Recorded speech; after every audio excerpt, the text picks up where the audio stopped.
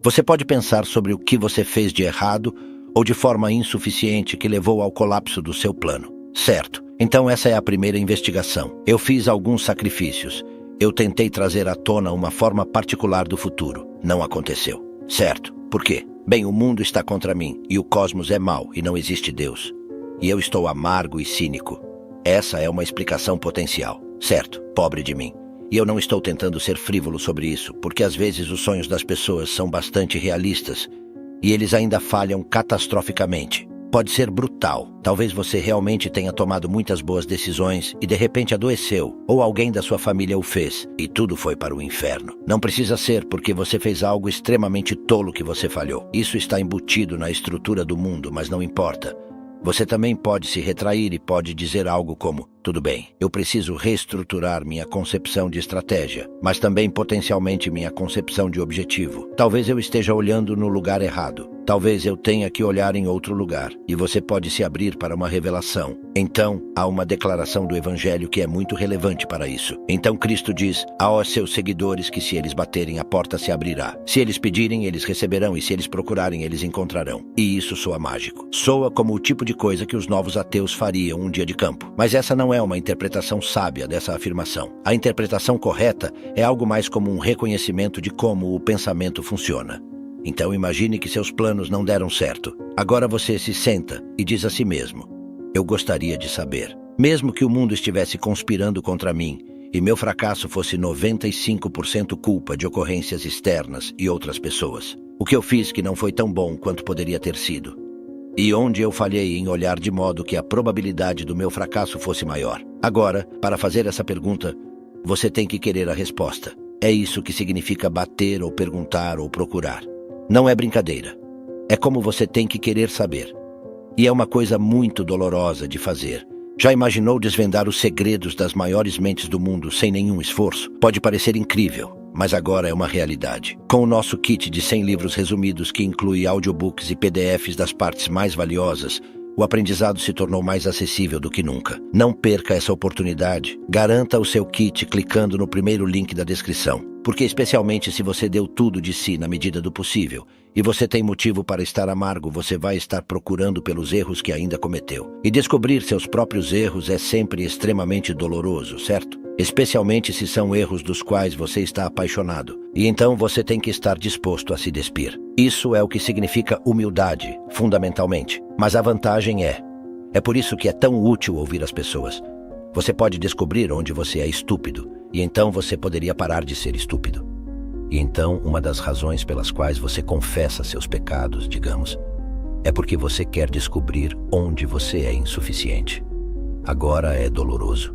É doloroso encontrar um impedimento na forma da opinião de outra pessoa, que pode mostrar onde você está cego e ignorante, ou cegamente voluntário mesmo. Mas a vantagem disso é que você pode corrigir o erro, e então, à medida que avança, você fica mais forte. E se, em vez disso, decidirmos parar de mentir? O que isso significa mesmo? Somos limitados em nosso conhecimento. Afinal, precisamos tomar decisões aqui e agora, mesmo que os melhores meios e os melhores objetivos nunca possam ser discernidos com certeza. Um objetivo. Uma ambição fornece a estrutura necessária para a ação. Um objetivo fornece um destino, um ponto de contraste contra o presente, e uma estrutura dentro da qual todas as coisas podem ser avaliadas. Um objetivo define progresso e torna tal progresso emocionante. Um objetivo reduz a ansiedade, porque se você não tem um objetivo, tudo pode significar qualquer coisa ou nada. E nenhuma dessas duas opções proporciona um espírito tranquilo. Assim, temos que pensar e planejar e limitar e postular para poder viver. Como então vislumbrar o futuro e estabelecer nossa direção sem cair na tentação da certeza totalitária? Alguma confiança na tradição pode nos ajudar a estabelecer nossos objetivos. É razoável fazer o que outras pessoas sempre fizeram, a menos que tenhamos um motivo muito bom para não fazer. É razoável se educar, trabalhar, encontrar amor e ter uma família. É assim que a cultura se mantém. Mas é necessário mirar no seu alvo, por mais tradicional que seja, de olhos bem abertos. Você tem uma direção, mas ela pode ser mal formada. Você pode ter sido desviado por sua própria ignorância, e pior, por sua própria corrupção não revelada. Você deve fazer amizade, portanto, com o que você não sabe, em vez de com o que você sabe. Você deve permanecer desperto para se pegar no ato. Você deve remover a trave do seu próprio olho antes de se preocupar com o argueiro no do seu irmão. E assim você fortalece o seu próprio espírito, para que possa tolerar o fardo da existência e rejuvenescer o estado. É nossa responsabilidade ver o que está diante dos nossos olhos corajosamente e aprender com isso, mesmo que pareça horrível, mesmo que o horror de vê-lo danifique nossa consciência e nos meio cegue. O ato de ver é particularmente importante quando desafia o que sabemos e dependemos, nos desestabilizando. É o ato de ver que informa o indivíduo e atualiza o estado. Você não é de modo algum apenas o que você já sabe. Você também é tudo aquilo que você poderia saber, se apenas quisesse. Assim, você nunca deve sacrificar o que você poderia ser pelo que você é. Você nunca deve desistir do melhor que reside dentro de você pela segurança que você já tem, e certamente não quando você já vislumbrou um vislumbre inegável de algo além. Na tradição cristã, Cristo é identificado com o Logos. O Logos é a palavra de Deus. Essa palavra transformou o caos em ordem no início dos tempos. Em sua forma humana, Cristo se sacrificou voluntariamente pela verdade, pelo bem, por Deus. Em consequência, ele morreu e renasceu. A palavra que produz ordem a partir do caos sacrifica tudo, até a si mesma, por Deus. Essa única frase, sábia além da compreensão, resume o cristianismo. Todo bit de aprendizado é uma pequena morte.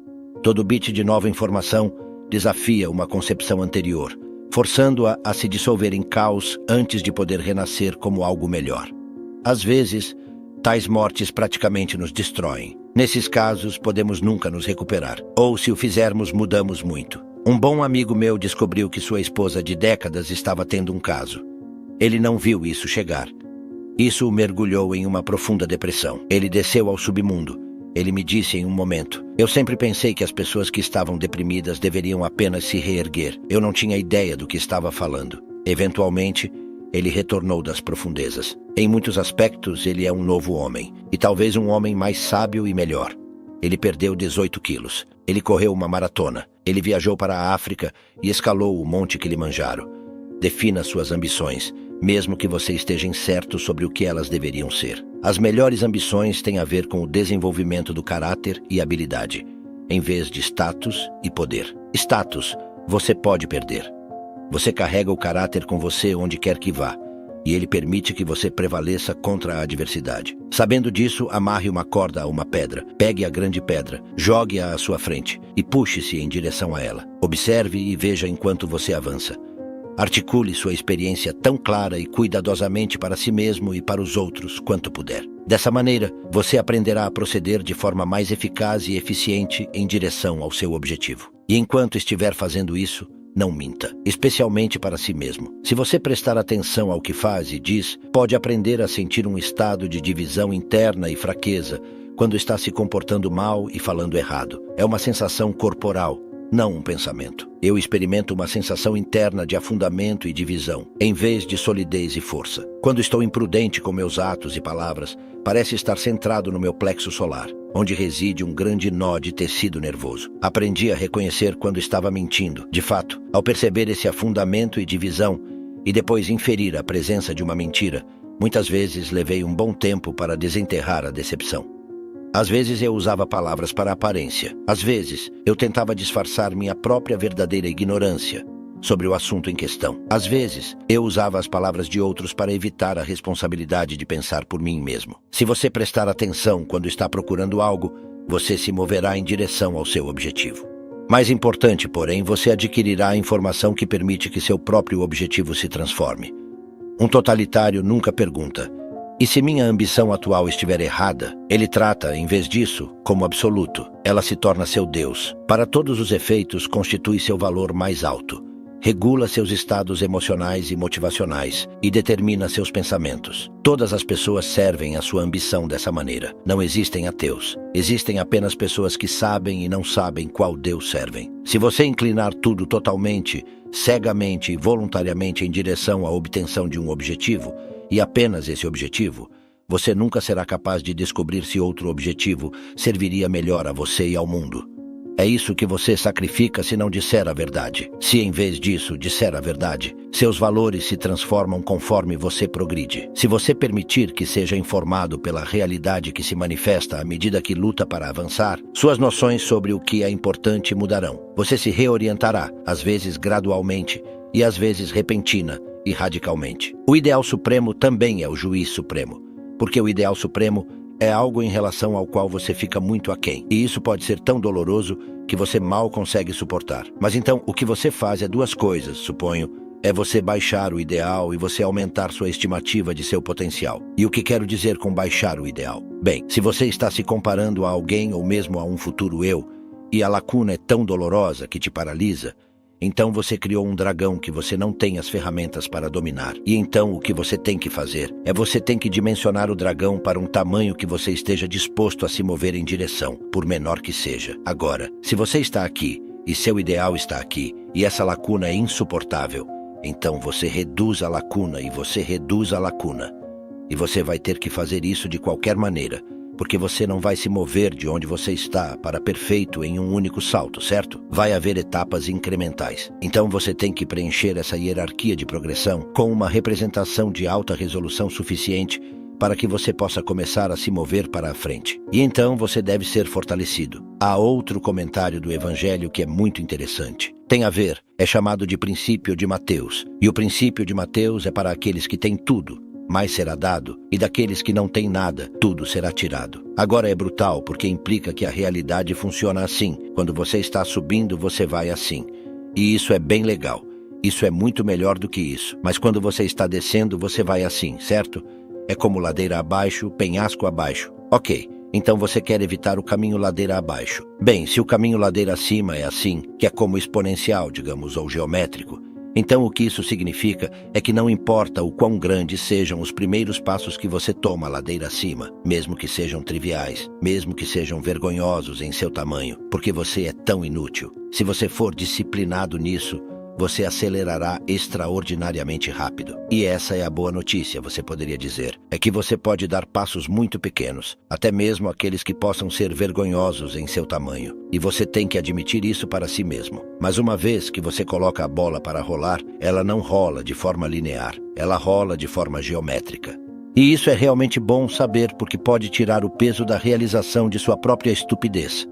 Imagine que você vá para a escola de engenharia porque isso é o que seus pais desejam, mas não é o que você quer. Trabalhando em desacordo com seus próprios desejos, você se encontrará desmotivado e falhando. Você lutará para se concentrar e se disciplinar, mas não funcionará. Sua alma rejeitará a tirania de sua vontade. Como isso poderia ser dito de outra maneira? Por que você está cumprindo? Você pode não querer decepcionar seus pais, embora, se falhar, você fará exatamente isso. Você pode não ter coragem para o conflito necessário para se libertar. Você pode não querer sacrificar sua crença infantil na onisciência parental, desejando devotadamente continuar acreditando que há alguém que conhece você melhor do que você se conhece e que também sabe tudo sobre o mundo. Você quer ser protegido dessa maneira da solidão existencial aguda do ser individual e de sua responsabilidade acompanhante. Isso é tudo muito comum e compreensível, mas você sofre porque você realmente não é destinado a ser um engenheiro. Um dia você tem o suficiente. Você desiste. Você decepciona seus pais. Você aprende a viver com isso. Você consulta apenas a si mesmo, embora isso signifique que você deve confiar em suas próprias decisões. Você faz um curso de filosofia. Você aceita o fardo de seus próprios erros. Você se torna sua própria pessoa. Ao rejeitar a visão de seu pai, você desenvolve a sua própria. E então, à medida que seus pais envelhecem, você se torna adulto o suficiente para estar lá para eles quando eles precisam de você. Eles também ganham, mas ambas as vitórias tiveram que ser compradas ao custo do conflito gerado por sua verdade, conforme Mateus 10:34 o tem, citando Cristo, enfatizando o papel da verdade falada. Não penseis que vim trazer paz à terra. Não vim trazer paz, mas espada. À medida que você continua a viver de acordo com a verdade, conforme ela se revela para você, você terá que aceitar e lidar com os conflitos que esse modo de ser irá gerar. Se você fizer isso, você continuará a amadurecer e se tornar mais responsável em pequenas maneiras. Não subestime a importância delas e em grande. Você se aproximará cada vez mais de seus objetivos, formulados de forma mais nova e sábia, e se tornará ainda mais sábio em sua formulação. Quando você descobrir e corrigir seus erros inevitáveis, Sua concepção do que é importante se tornará cada vez mais apropriada conforme você incorpora a sabedoria de sua experiência. Você deixará de oscilar selvagemente e caminhará cada vez mais diretamente em direção ao bem, um bem que você nunca poderia ter compreendido se tivesse insistido, apesar de todas as evidências que estava certo, absolutamente certo no início. Se a existência é boa, então a relação mais clara e limpa e correta com ela também é boa. Se a existência não é boa, ao contrário, você está perdido. Nada o salvará. Certamente não as pequenas rebeliões, o pensamento turvo e a cegueira obscurantista que constituem a decepção. A existência é boa? Você tem que correr um risco terrível para descobrir. Viver na verdade ou viver na decepção. Enfrentar as consequências e tirar suas conclusões. Este é o ato de fé cuja necessidade foi insistida pelo filósofo dinamarquês Kierkegaard. Você não pode saber de antemão. Mesmo um bom exemplo é insuficiente para a prova. Dadas as diferenças entre os indivíduos, o sucesso de um bom exemplo sempre pode ser atribuído à sorte. Assim, você tem que arriscar sua vida individual particular para descobrir. É esse risco que os antigos descreveram como o sacrifício da vontade pessoal à vontade de Deus. Não é um ato de submissão, pelo menos não como a submissão é atualmente entendida. É um ato de coragem. É a fé de que o vento levará seu navio para um porto novo e melhor. É a fé de que o ser pode ser corrigido ao tornar-se. É o espírito da exploração em si. Talvez seja melhor conceituar dessa maneira. Todo mundo precisa de um objetivo concreto, específico, uma ambição e um propósito para limitar o caos e fazer sentido inteligível de sua vida. Mas todos esses objetivos concretos podem e devem ser subordinados ao que pode ser considerado um meta-objetivo, que é uma forma de abordar e formular objetivos em si. O meta-objetivo poderia ser viver na verdade. Isso significa agir diligentemente em direção a algum fim bem articulado, definido e temporário. Faça seus critérios de falha e sucesso oportunos e claros, pelo menos para si mesmo, e ainda melhor se outros puderem entender o que você está fazendo e avaliá-lo com você. Enquanto faz isso, no entanto, permita que o mundo e seu espírito se desdobrem como quiserem enquanto você atua e articula a verdade. Isso é tanto ambição pragmática quanto a mais corajosa das fés. Esse enfoque pragmático mesclado com uma fé corajosa na verdade oferece um contraponto robusto contra o desespero que pode advir de falhas e decepções. Ao viver na verdade, você se compromete com um processo contínuo de descoberta e reavaliação, reconhecendo que a realidade em si é um campo de mudanças constantes, e o que você entende como verdade hoje pode evoluir amanhã. Isso não é uma fraqueza, é uma força. Significa estar aberto ao crescimento e à transformação, estar disposto a ajustar seu curso com base em novas informações e experiências, ao invés de se apegar rigidamente a crenças ou planos que já não servem ao seu bem-estar ou ao bem comum. A jornada em direção à verdade requer coragem, pois frequentemente nos confronta com aspectos de nós mesmos e do mundo que preferiríamos não ver. No entanto, é essa mesma coragem que nos possibilita enfrentar e superar nossas limitações e falhas. Ao encarar a verdade, não apenas sobre o mundo ao nosso redor, mas também sobre nós mesmos, abrimos a porta para uma compreensão mais profunda da nossa existência e do propósito que nos guia. Além disso, a verdade tem um poder transformador. Quando nos comprometemos a viver autenticamente, alinhados com nossos valores mais profundos, começamos a atrair circunstâncias, pessoas e oportunidades que ressoam com esse compromisso. Nossas ações e palavras se tornam mais impactantes porque emanam de um lugar de integridade. Essa congruência entre o que sentimos, dizemos e fazemos gera uma força que pode superar obstáculos aparentemente intransponíveis. O processo de viver na verdade também nos ensina a valorizar o momento presente. Ao estarmos atentos à realidade como ela é, sem tentar distorcê-la ou escapar dela, ganhamos a capacidade de apreciar a beleza e as lições que cada momento oferece. Isso não significa que a vida se tornará fácil, ou que todos os problemas desaparecerão. Significa, no entanto, que seremos mais capazes de navegar pelas dificuldades com graça e resiliência, encontrando significado mesmo nas situações mais desafiadoras. Em última análise, viver na verdade é um ato de fé no potencial humano para o crescimento e a transformação. É uma aposta na ideia de que, ao enfrentarmos a realidade com honestidade e coragem, podemos não apenas melhorar nossas próprias vidas, mas também contribuir para um mundo mais justo, compassivo e compreensivo. Essa é a promessa e o desafio de uma vida autêntica. Um convite para cada um de nós embarcar em uma jornada de descoberta sem fim, sempre buscando a verdade, não como um destino final, mas como um caminho que se desdobra diante de nós, cheio de possibilidades infinitas.